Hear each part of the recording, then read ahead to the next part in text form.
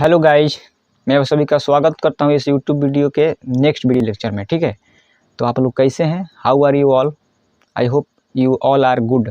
ठीक है, तो चलिए हम लोग वीडियो लेक्चर की शुरुआत करते हैं इस छोटे से इंट्रो के साथ। इंट्रो अच्छा लगा तो आप लोग जरूर बताइएगा कमेंट करके, अच्छा ना लगा तो फिर भी बताइएगा क्या बोलना है ना बोलना वो भी सिखाइएगा। ठीक है, क्योंकि आप लोग मेरे से मैथ सीख रहे हैं, मैं आप लोग मेरे को सिखाइए बोलना। ठीक है, स्पोकन सिखाइए हम लोग को नहीं, केवल मेरे को आप लोग सिखाइए। ठीक है, चलिए इतनी सब बातों से हम लोग वीडियो लेक्चर की शुरुआत करते हैं और देखते हैं ये सब क्वेश्चन को कैसे किया जाएगा। ठीक है, चलिए मैं बताता हूँ इस क्वेश्चन को। देखिए क्या बोला, सवाल बोल रहा है कि एक परीक्षा में ए और बी के अंकों का योग 120 है, बी और सी का अंकों का योग 130 है, सी और ए के अंकों का योग कितना है 140 है, तो सी का मान ज्ञात करना है।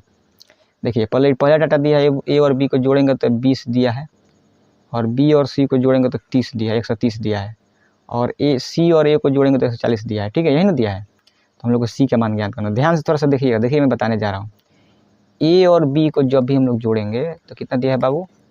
दिया है 120, पहला समीकरण हो गया।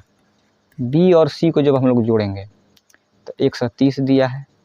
सी और ए को जोड़ेंगे, ठीक है ना, सी और ए को, तो ये दिया है 140।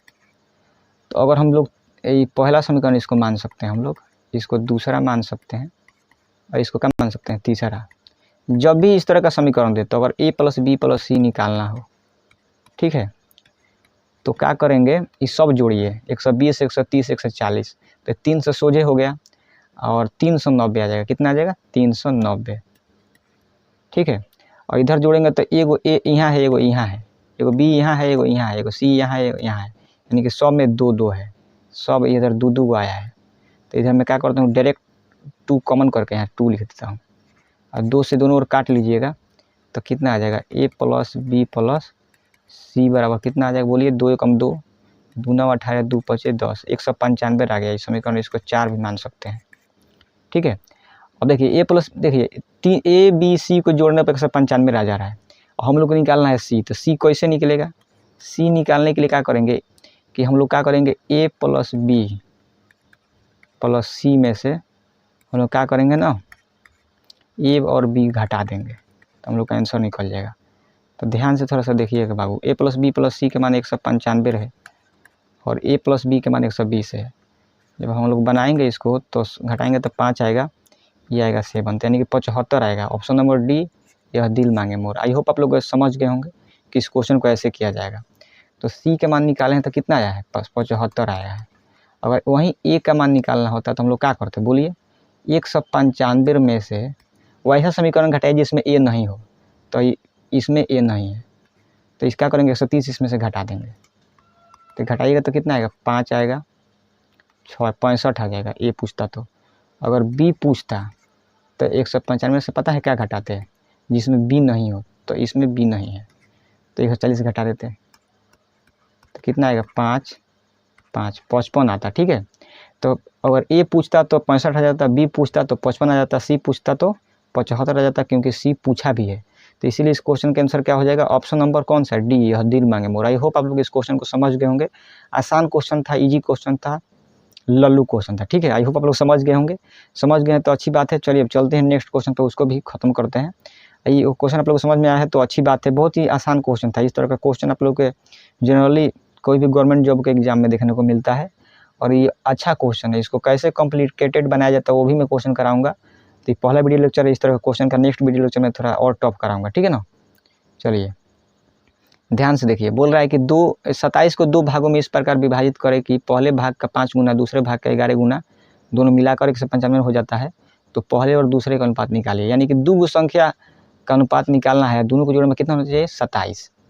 तो ये देखिए, ये जोड़िएगा तो 5 आएगा, और 5 27 से नहीं कटता है, 5 जो होता है 27 को नहीं काटता है, तो ऑप्शन नंबर ए गलत हो गया। ये जोड़िएगा तो 9 आएगा, तो ये 9 आएगा तो 27 से कट भी सकता है, और ये भी 9 आ रहा है, ये जोड़िएगा तो 27 आ जा रहा है, तो ये ज़्यादा इस आंसर होने का चांस है। ठीक है ना, क्योंकि जोड़ने में जोड़िएगा 27 आ जा रहा है, तो मान लेते हैं कि बी ही आंसर है।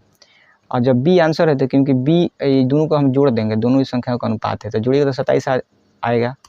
तो ये तो दोनों संख्याओं का योगफल 27 आ गया, लेकिन फिर बोला है कि पहला में 5 से गुना करना है, दूसरा में 11 से। तो आप लोग क्या कीजिए, 17 में 5 से गुना कीजिए। ठीक है, 17 में 5 से गुना करेंगे तो कितना आएगा 85।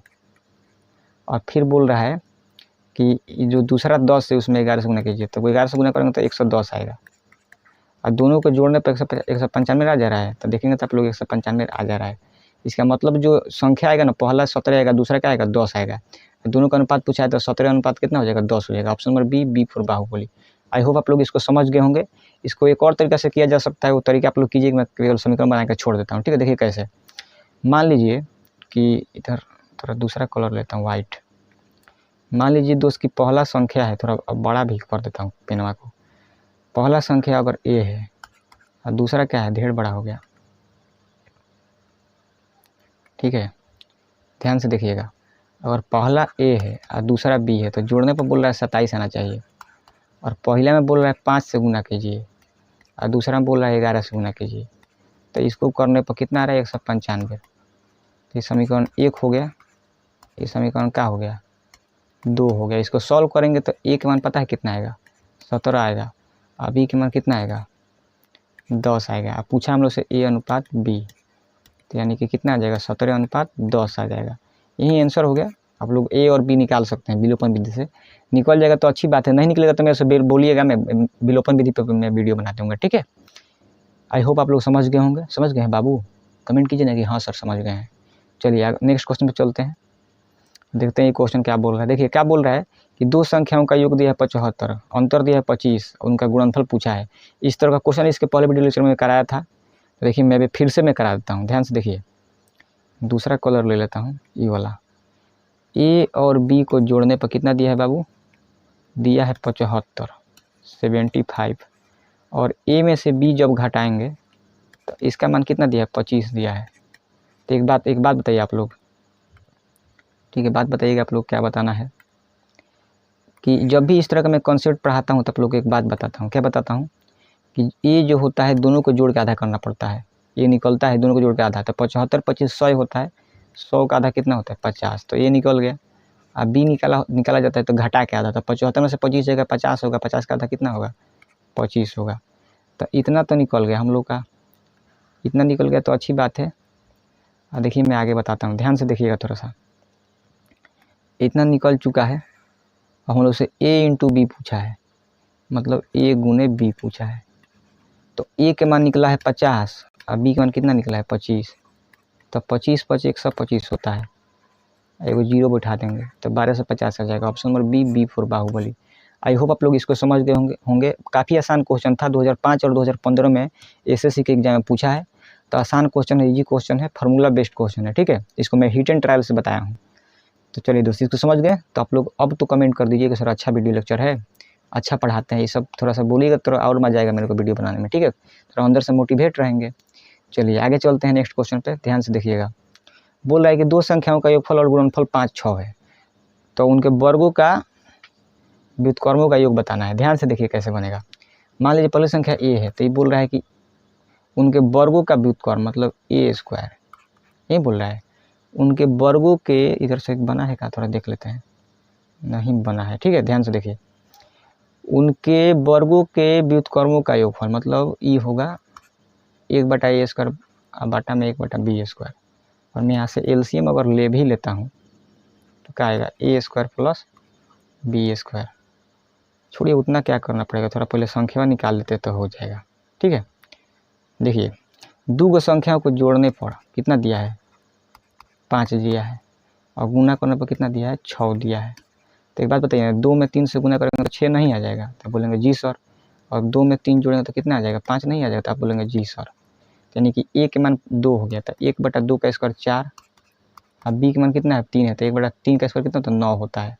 तो यहाँ से एलसीएम लीजिएगा तो ऊपर हो जाएगा 13 और 9 चौका 36, तो यहीं पूछा है 13/36 हो जाएगा। ऑप्शन नंबर ए आओ कभी हवेली पे। आई होप आप लोग समझ गए होंगे। यहाँ मैं क्या किया हूँ कि 1/4 प्लस 1/9 का देखिए डायरेक्ट कैसे निकालते हैं हम लोग एलसीएम, मतलब बाटा जोड़ कैसे बनाते हैं, नीचे को गुना कर लेंगे तो 36 हो जाएगा, और 9 में इससे गुना होगा तो 9 हो जाएगा, और 4 में इससे गुना होगा तो 4 हो जाएगा, जोड़ देंगे तो क्या हो जाएगा 13/36। ऑप्शन नंबर ए आओ कभी हवेली पे। आई होप आप लोग समझ गए होंगे। देख सकते हैं कितना एग्जाम में पूछा है, एसएससी के एग्जाम में 2009 में, 2011 में, 2000 में, 2010 में 4 बार क्वेश्चन को पूछा गया है। अभी भी पूछा जाता है, बार बार इस क्वेश्चन को लपेटा जाता है, बार बार दोहराया जाता है, ठीक है, रिपीट किया जाता है। तो आप लोग ध्यान से इस क्वेश्चन को पढ़ लीजिए और मन लगा के पढ़िए, दिमाग लगा के पढ़िए, दिल लगा के पढ़िए, आप शरीर के हर एक अंग लगा के पढ़िए, ठीक है। चलिए अब चलते हैं नेक्स्ट क्वेश्चन पर, ध्यान से देखिएगा। बोल रहा है कि यदि 3 क्रमागत प्राकृत संख्याओं के वर्गों का योगफल 110 है तो उनमें से सबसे छोटी प्राकृत संख्या क्या होगी। मान लेते हैं कि इस क्वेश्चन का राइट आंसर होगा डी फॉर डॉन। तो डी मान लिए, लेकिन कैसे होगा, तो बोला है कि सबसे छोटी प्राकृत संख्या, तो 5 मान लेते हैं, और 5 के बाद क्या होता है 6 होता है, 6 के बाद क्या होता है 7 होता है। तो इसका स्क्वायर करना है, इसका स्क्वायर करना है, इसका स्क्वायर करना है और जोड़ना है। तो 5 का स्क्वायर कितना होता है 25, 6 का स्क्वायर कितना होता है 36, 7 का स्क्वायर कितना होता है 49। सब अगर मैं जोड़ दिया 9 7 15 0 हो जाएगा, 2 7 2 9 9 2 11, सब जोड़िएगा तो 110 आ जाएगा, ठीक है। तो यहाँ से मैं अगर देखा, मैं हिट एंड ट्रायल लगाया यहाँ पे, मतलब तुक्का से ऑप्शन से इस क्वेश्चन को सॉल्व किया, तो सबसे छोटी संख्या 5 मान लिया, और इस ऑप्शन में भी सबसे छोटा 5 ही है, तो मैं 5 मान बना दिया। 5 मान लिया तो 5 के बाद क्या होता है 6 आता है, 6 के बाद क्या आता है 7 आता है, क्योंकि क्रमागत प्राकृत संख्या बोला है, क्रमागत का मतलब होता है लगातार। तो 5 के बाद 6 आएगा, 6 के बाद क्या आएगा 7 आएगा, तो तीनों संख्या को स्क्वायर करके जोड़ देंगे 110 आ जाएगा।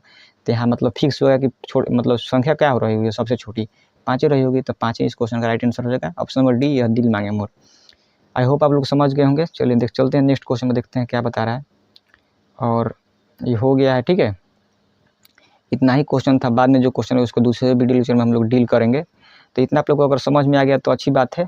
इन्हीं सब बातों से हम लोग मिलेंगे दूसरे वीडियो लेक्चर में। अगर मैं जितना वीडियो बनाता हूँ सभी वीडियो का आप लोग को पीडीएफ चाहिए तो आप लोग कमेंट जरूर कीजिएगा सर पीडीएफ दे दीजिए, ठीक है ना। तो मैं दे दूँगा, जैसे भी दूँ, मतलब ड्राइव में दूँ या फिर लिंक से दूँ या फिर व्हाट्सअप चैनल से दूँ, जैसे भी देना होगा मैं दूँगा आप लोग को, लेकिन मांगेंगे तो अब, ठीक है। तो इसके अलावा आप लोग मेरा एक और काम कर सकते हैं, थोड़ा वीडियो को इधर उधर शेयर कीजिए। जो पढ़ने वाला बच्चा है वीडियो को सपोर्ट कीजिए, आप भी पढ़िए, अपने दोस्त को भी पढ़ाइए, ठीक है। अपने खास दोस्त मित्र को भी पढ़ा सकते हैं, ठीक है, पढ़ा सकते हैं हमसे। तो चलिए इन्हीं से बातें हम लोग वीडियो लेक्चर की एंड करते हैं। अब मिलेंगे दूसरे वीडियो लेक्चर में, तब तक के लिए बाय, जय हिंद, जय भारत, भारत माता की जय। बंद कर दे वीडियो को, चलो बंद कर देता हूँ।